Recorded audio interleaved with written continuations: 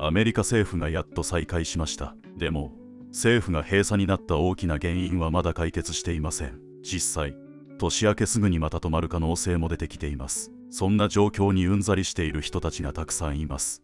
Well, by now you've heard it. The government's back open again. Well, at least that's what they're telling you anyway. But here's what they're not telling you. It never really closed for them in the first place, did it? Only for us.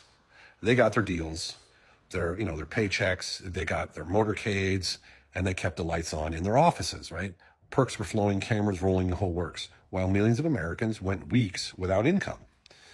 Food programs froze, small businesses bled out. You've heard it all, right? They call it a shutdown. But it was never about balancing budgets or saving money in the first place. It was about control. It was about showing who can make the country stop and start at will. It was a complete power play. Think about that. They can flip a switch, shut down your livelihood, and then call it democracy. And when it's over, they pat themselves on the back and say, look, hey, we won. They took something sacred, the daily work of ordinary Americans, and they turned it into a weapon. They used it to trade favors, punish rivals, and push policies that some people didn't vote for. They made our pain part of their power play. And then they smiled for the cameras and called it a compromise. But the only thing both parties agreed on was to protect themselves. Healthcare funding for millions is still hanging in the balance. Federal workers' pay was delayed for weeks. Billions were lost in tourism travel, and of course, we lost trust. And now they call it victory. But for who? Because for you and me, nothing changed. The machine just restarted, grinding away like it always does, burning your tax dollars to keep itself alive. This is another moment where we have to wake up. Because if a system can shut itself down and still feed off your money while you suffer, then it's not a system of service, is it? It's a system of survival for the very few. And look, the fact is this. There's a simple solution to all these problems. There's a simple solution to healthcare, a simple solution to taxes. There's a simple solution to SNAP benefits, Medicare, Medicaid, all of it. Simple solutions. But again, it's not going to be red or blue who solves it. We have to solve it.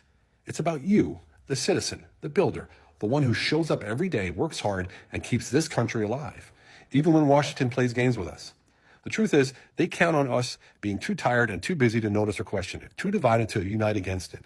But if we just finally wake up and realize our strength doesn't come from Washington, the second we remember that, leadership starts in our homes, our towns, and our communities, everything changes.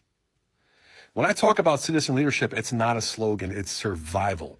The survival of our country, our people, and our children. Because let's face it, if we keep waiting for these same people to fix what they broke in the first place, we'll be waiting forever. It's time that we lead again, not from the top down, but from the ground up, from the dinner table, the job site, from the places real Americans live, work, and build. And that, my friend, is how we take America back.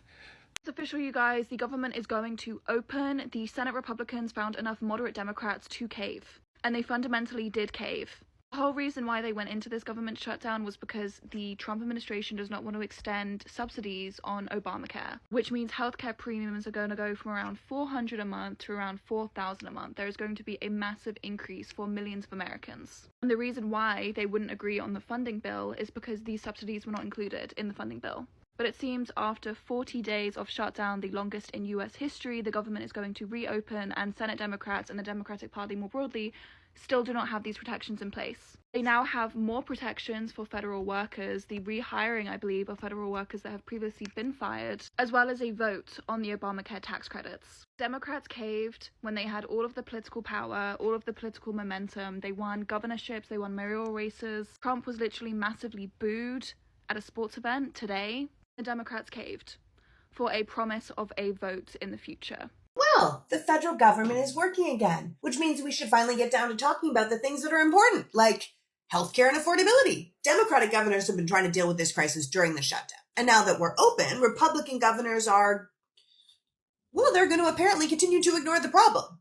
Take Nevada Governor Joe Lombardo, for example. He recently called for a special session of the Nevada legislature on November 13th and 14th. Now, Nevada's healthcare costs are rising faster than anywhere else in the country, so you'd think he's calling this special session to deal with those problems. But no, it appears that they are going to be discussing, among other things, the pressing issue of school traffic safety, ensuring public officers' privacy is respected, film tax credits, legislative budgetary matters, He also wants to make sure that brew pubs can only sell certain alcoholic beverages. I mean, I'm sure they'll be talking about some important things, but the majority of Nevada families are getting financially crushed right now. And their governor isn't addressing that issue, or the healthcare crisis, or the fact that the kids in that state are going to school hungry. He certainly doesn't seem to care that it's the Republican policies that are driving up all these costs, but maybe that's because, like the people who surround and support this administration, he just doesn't get it.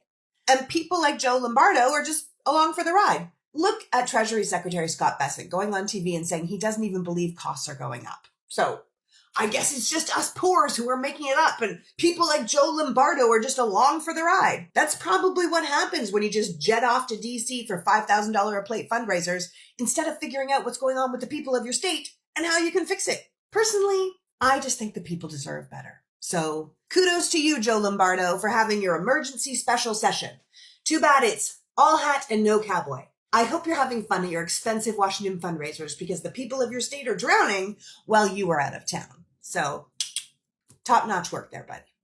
Will there be another government shutdown in January? It's definitely possible. Congress just ended the longest government shutdown in US history, but the reason for that shutdown remains unresolved. Democrats were pushing to extend Affordable Care Act subsidies that expire at the end of the year. They agreed to reopen the federal government on a promise to vote on a healthcare policy of their choice to extend those subsidies. Now they have just a few weeks to come up with something that Republicans will agree to. That is going to be very complicated. Republicans have all sorts of things they want to change about these subsidies, including adding abortion restrictions, changing the nature of the subsidies themselves, and many of them don't even want to extend them at all. This leaves serious doubt that Congress will be able to come up with a compromise before January 30th, let alone before the end of the year when the subsidies expire. Arguably, the biggest pain point for Democrats in this last shutdown was the threat to SNAP benefits, but in the agreement to reopen the government, they funded SNAP through September of 2026. That means that on January 30th, when this funding deal expires, that threat to SNAP will subside and make it a little bit less painful if they were to shut down again. With the federal government reopening again, federal workers finally going back, hopefully getting their paychecks, and of course, Democrats dealing with the ramifications of caving to these Republicans, everything seems back to normal in America, except for the fact that nothing is normal anymore.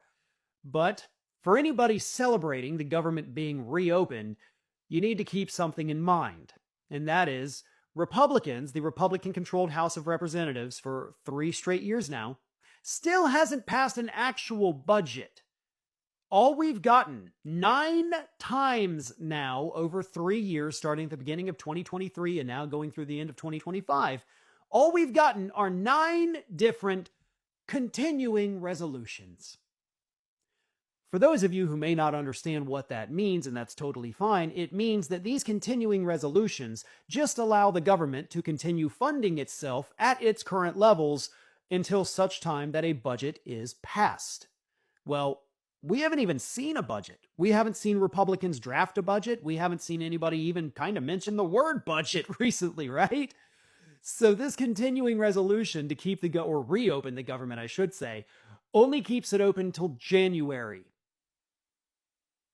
So, when January kicks off, if they haven't either passed another continuing resolution, which is what they're looking to do, or maybe pass a full-blown budget so we don't have to deal with this for another year, then guess what, folks? The government will shut down again in less than 2 months. There's also another, little wrinkle in there. Because if Republicans do not follow through on the promise that they made to the Democrats to bring those Medicaid, Obamacare subsidies, to a full vote, then Democrats will just say, we're not voting for your continuing resolution, back to shutdown mode. So Democrats do have a little bit of leverage there to make sure that they do get that vote that they were promised. But I don't think Republicans will follow through on that promise. They never do. But all of that underscores the larger point. We have had Republicans in control of the House of Representatives for nearly 3 full calendar years now. During that time, they haven't passed a budget. It's a thing they have to do every year, once a year, just one effing time. Get the budget passed, good. We're set for 12 effing months, right? They haven't done it. They haven't done it in over 3 years now. The last time we had an actual budget passed was when Democrats controlled the House. All we get is every 3 to 4 months, here's another continuing resolution.